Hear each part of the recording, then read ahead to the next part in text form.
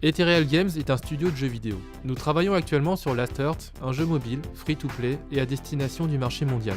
Le marché du jeu mobile est en plein essor. Voilà une décennie qu'il connaît une croissance à 2 chiffres et devra peser 70 milliards de dollars en 2018. Le modèle économique dominant des jeux mobiles est le free-to-play. Il se base sur les principes suivants. L'acquisition, comment faire essayer le jeu.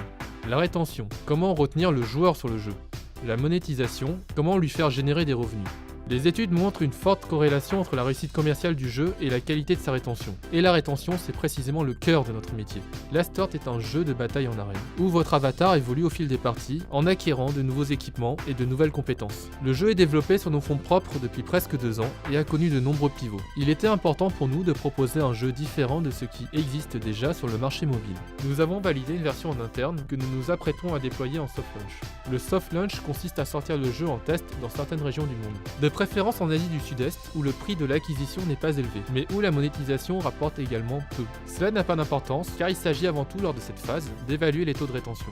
Ceci conclura la première phase de développement. Le jeu n'aura cependant une durée de vie que d'1 semaine, c'est-à-dire qu'au-delà de cette durée, les joueurs auront épuisé tout le contenu, et les chiffres de rétention s'effondreront.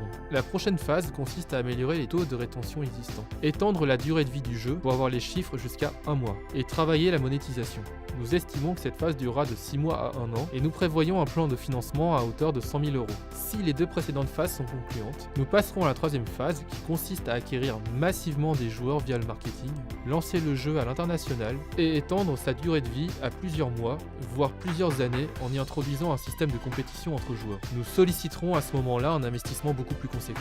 En attendant, Ethereal est parvenu à s'autofinancer en employant ses compétences de développement de jeux vidéo pour d'autres entreprises. Nokia entre autres, pour qui nous avons développé un jeu leur permettant de promouvoir leur réseau 5G et grâce à qui nous sommes aujourd'hui présents à la colloque du Technium France. Merci beaucoup.